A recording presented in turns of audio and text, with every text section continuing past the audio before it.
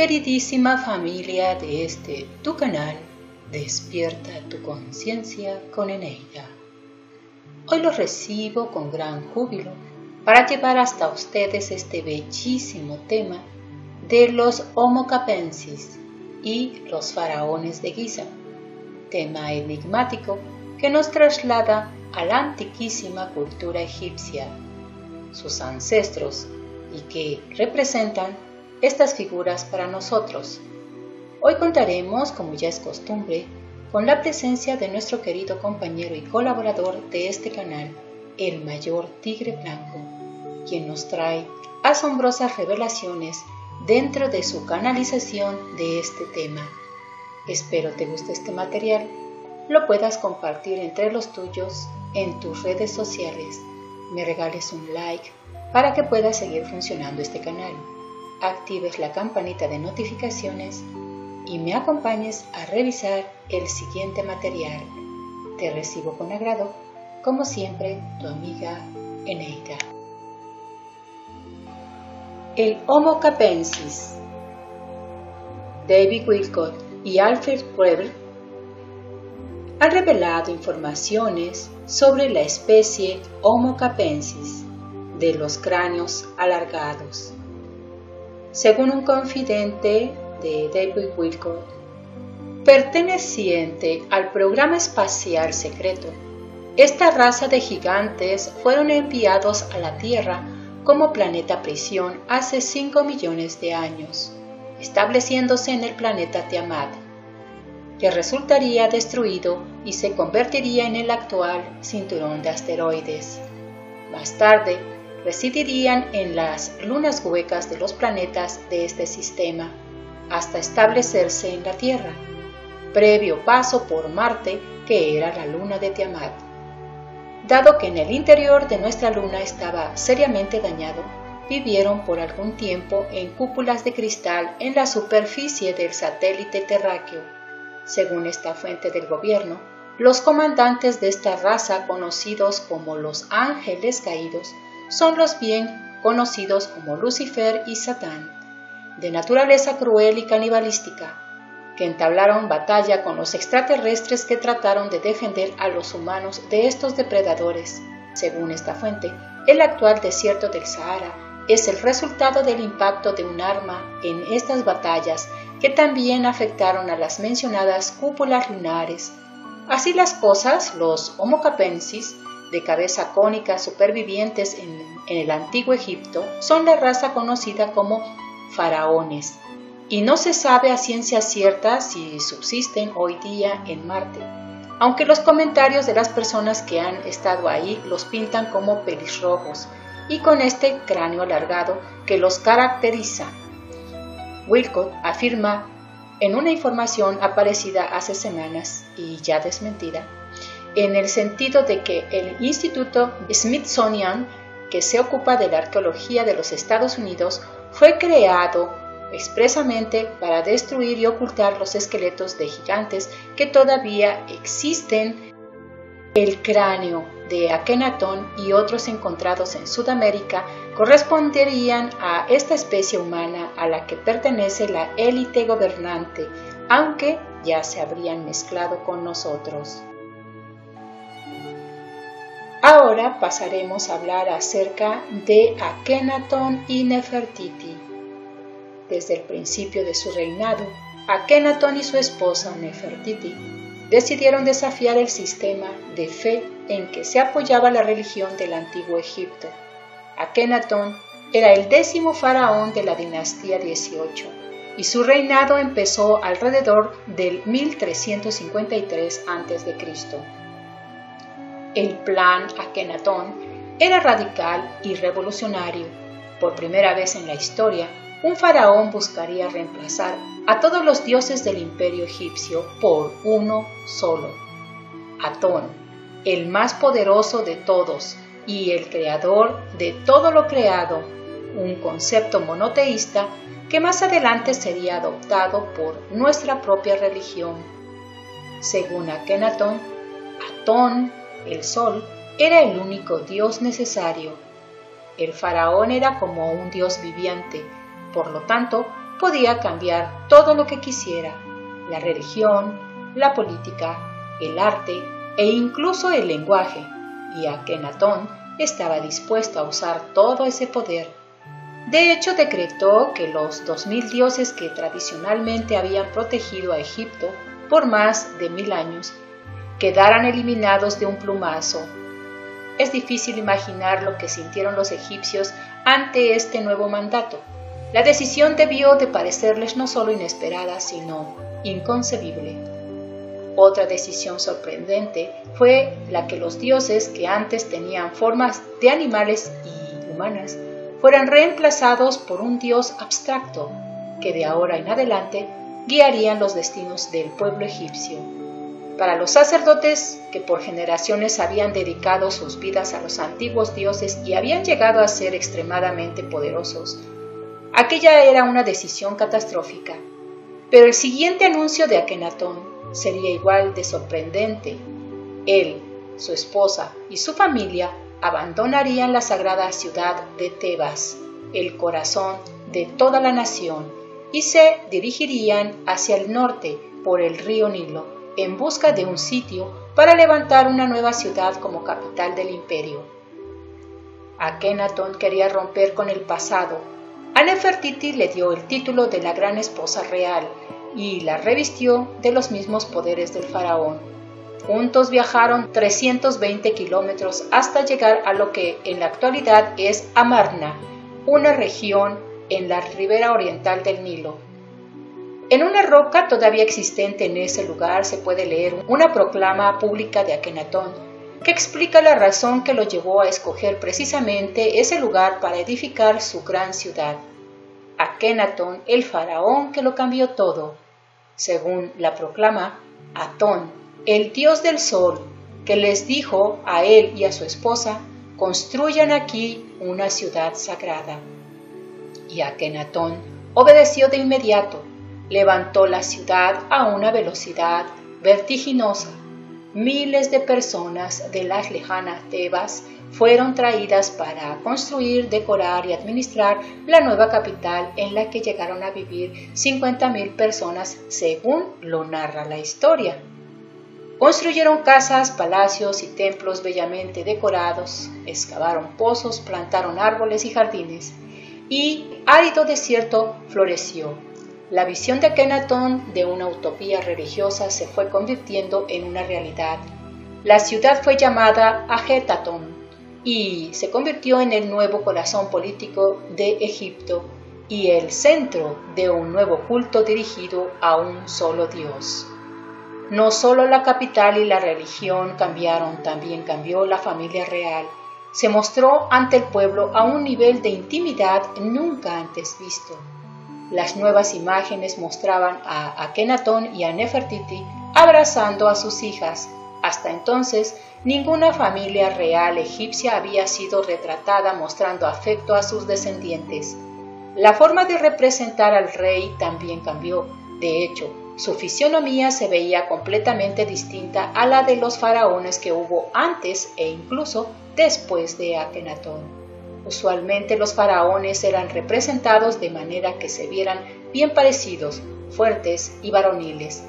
Akenatón, por el contrario, se mostró tal como era, con una nariz alargada que apuntaba a su puntiaguda barbilla y con una barriga cervecera poco halagüeña que le colgaba por encima del cinturón.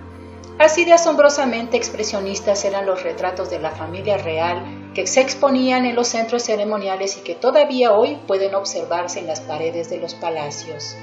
Akenatón había logrado hacer de la ciudad de Ajetatón un paraíso religioso en el desierto. Se había declarado hijo de Dios y parecía que su revolución religiosa era exitosa. Pero de pronto todo empezó a derrumbarse.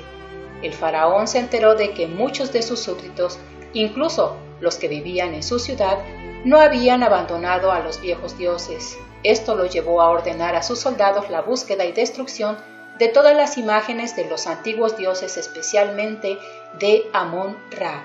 La idea era borrar la memoria de los dioses antiguos en todas sus tierras. Akenatón, el faraón que lo cambió todo. Esto le causó muchas amarguras al faraón, incluso lo llevó a descuidar la seguridad del imperio, que ahora parecía vulnerable a las invasiones. Tabletas de arcillas encontradas en Amarna revelan cómo el gobernante de uno de los estados de Akenatón le ruega al faraón que envíe tropas para defenderse de los hititas, los archienemigos de Egipto. Se lo pedí, pero no me respondió, no me ha mandado la ayuda que necesito. Se quejaba el gobernante desesperado, pero Akenatón nunca envió la ayuda y el estado cayó en manos de los hititas. Mientras tanto, una epidemia de peste arrasaba no solo con el país, sino con los miembros de su propia familia, y como faraón, Akenatón era considerado el verdadero responsable de aquella desgracia. Era obvio para sus súbditos que la catástrofe se debía a que el faraón había ofendido a los dioses. Y cuando parecía que la situación no podía ser peor, perdió a la mujer que lo había acompañado en su gestión, la reina Nefertiti, que también falleció. El paraíso de Akenatón estaba al borde del colapso. Para sus asesores y cortesanos del país estaba perdiendo su riqueza y poderío. 13 años después de la fundación de su ciudad, Akenatón murió. Hay quienes creen que fue asesinado para que su reinado terminara. La ciudad fue abandonada y más tarde destruida y borrada de la memoria, junto con el culto de Atón y al mismo Akenatón, quien finalmente sería recordado por ser el padre de Tutankamón, su sucesor y el más famoso de los 170 faraones que gobernaron Egipto. Fue Tutankamón quien rescató a los antiguos dioses y restauró el poder y la prosperidad de Egipto. Los sacerdotes regresaron más poderosos que nunca y la vida volvió a la normalidad. Ningún faraón egipcio volvió jamás a desafiar a los dioses ni a tratar de cambiar el orden establecido. Amigos, es momento de recibir a nuestro querido compañero y colaborador de este canal, el Mayor Tigre Blanco, quien nos trae su canalización acerca de este tema. Bienvenido, Mayor, lo recibo en esta su casa y lo dejo con los micrófonos. Adelante. Hola, muy buenas tardes a todos, hermanos estelares, ¿cómo se encuentran? Un gran saludo y un gran abrazo, mi querida Eneida, a este canal Despierta tu conciencia con Eneida. También quiero mandar un gran saludo al canal hermano UFO Urma Titans y al canal Contacto Arturiano Nadi Urma. Pues para hablar de este tercer episodio del gran libro Alfa Urma, en el que hablaremos de los faraones de Giza. Y es que hay que remontarnos a los tiempos ancestrales de Egipto, mucho antes de lo que nos dicen los libros de historia del antiguo Egipto, al Egipto predinástico, al Egipto más allá del tiempo y el espacio, que se pierde en la noche precisamente de los tiempos. Es aquí cuando hay que recordar que hace millones de años los Urma se fueron de la Tierra y le heredaron el planeta a la dinastía de Enki, cuando llegaron los Anunnaki con su proyecto de la federación de hacer el recipiente humano. Y es aquí cuando los Urma, que habían entrenado al fractal de Enki en conjunto con las enseñanzas de las Amasutu, tienen que partir los Urma de aquí del planeta para llevar a cabo otras misiones, y en ese momento dejan a un adiestrado y a un ya perfectamente entrenado Enki, que iba a unificar los reinos de las razas diferentes que estaban en ese tiempo, y aún así de los Anunnakis, y con bodas reales y con casamientos fue que se unificó en ese tiempo todas las dinastías que había de diferentes razas. Fue Enki entonces un encargado de unificar las diferentes razas y los diferentes reinos de las casas reales. Y es aquí donde los Urma le heredan el reino de Egipto, el más antiguo y lejano de los reinos que conocemos de esta historia. Es por eso que tenemos que remontarnos hasta esas prehistorias donde los Urma dejaron su legado y construyeron grandes pirámides como la Gran Esfinge. Pero no construyeron solamente una pirámide, sino que hay dos pirámides de la Gran Esfinge, nada más que una todavía está oculta bajo las arenas del desierto. Y es aquí entonces donde los libros de historia nos fallan y nos hablan de que las pirámides tienen una antigüedad máxima de 4000 años, cuando es todo lo contrario. Realmente las pirámides de Egipto tienen una antigüedad mínima de 40.000 años, como nos dicen los Urma. Pero las más antiguas, que son las pirámides de Giza a las que nos referimos tienen una antigüedad de un promedio de 60.000 años aproximadamente, porque nos remontamos a la prehistoria de la humanidad, cuando apenas se iba a crear el envase biológico humano.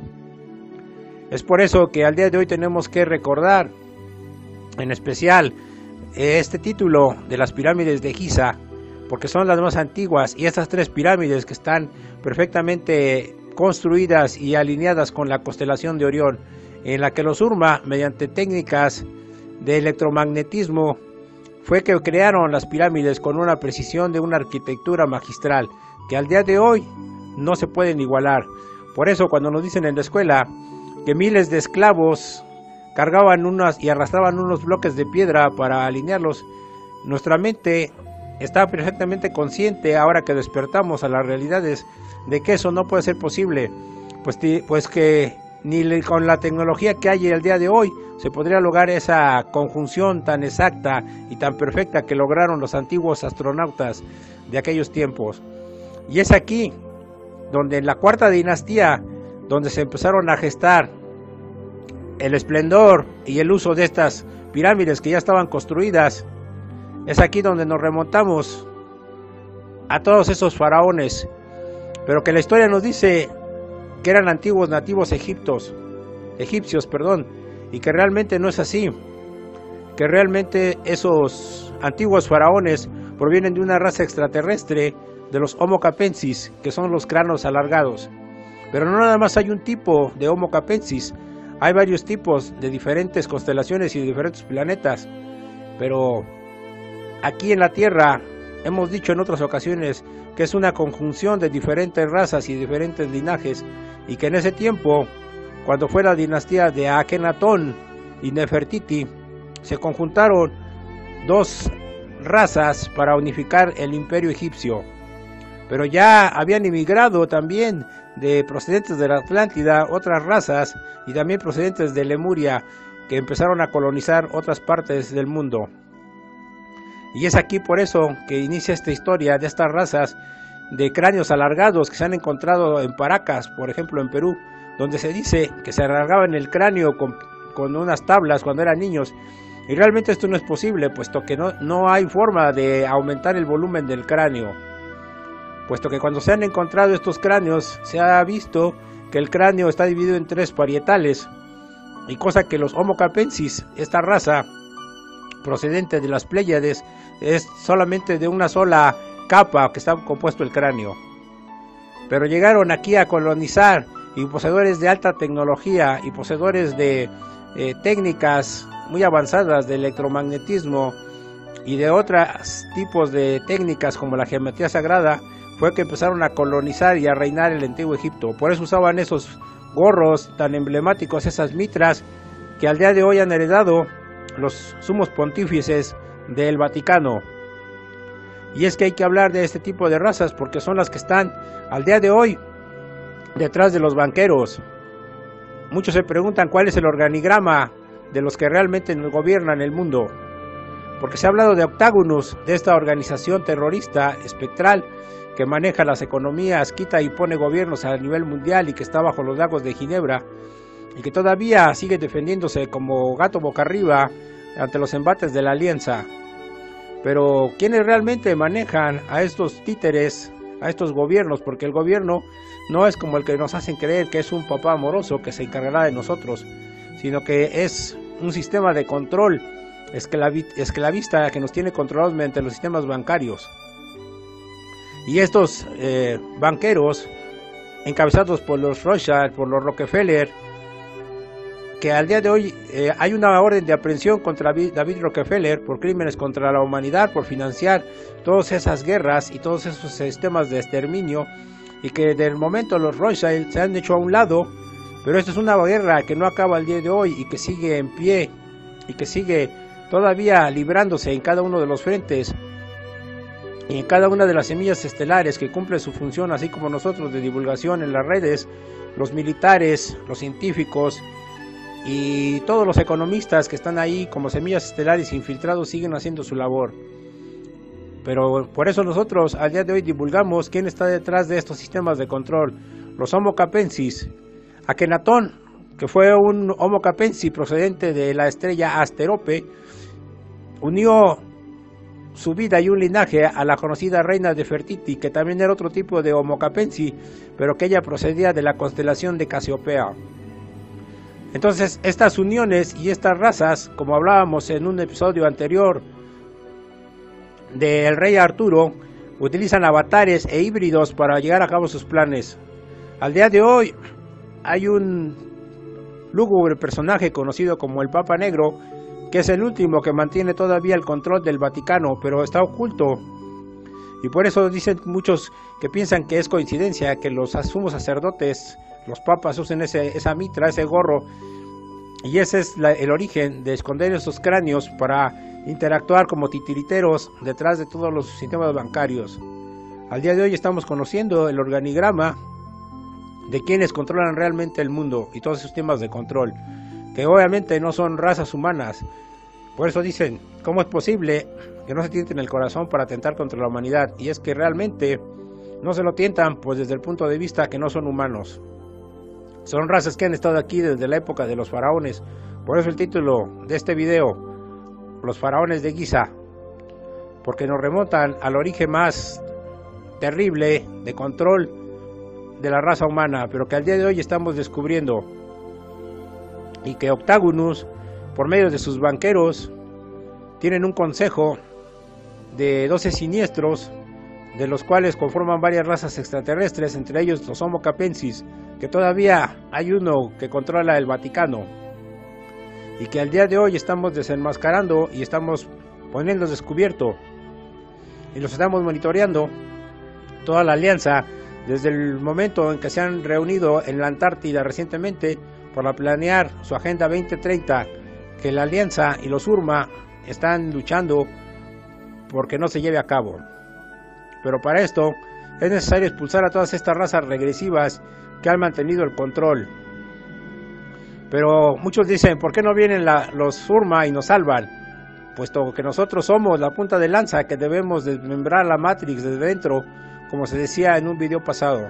Pero solamente lo lograremos conociendo quién es el enemigo, como decía uno de los puntos básicos de los URMA. Es por eso que hoy estamos develando el origen de estos faraones, y que la arqueología prohibida ya no puede seguir ocultando estas verdades de estos cráneos que quieren hacer pasar como deformes, siendo que son otro tipo de razas extraterrestres, que son los que están arriba de los banqueros, y que más arriba de ellos las entidades arcontes que todavía estaban dominando y se resisten a alguna de ellas, como a Astaroth, que está siendo expulsado de los desiertos del Sahara por la Alianza. Pero es labor de todos seguir trabajando en la divulgación y en el conocimiento de estas razas extraterrestres que han dominado a la humanidad a través de los milenios y que se han agarrado de la ignorancia de los pueblos. Seguiremos hablando de estas arqueologías prohibidas que nos cuentan historias de niños, historias de cuentos chinos, para que nosotros pensemos que realmente somos libres.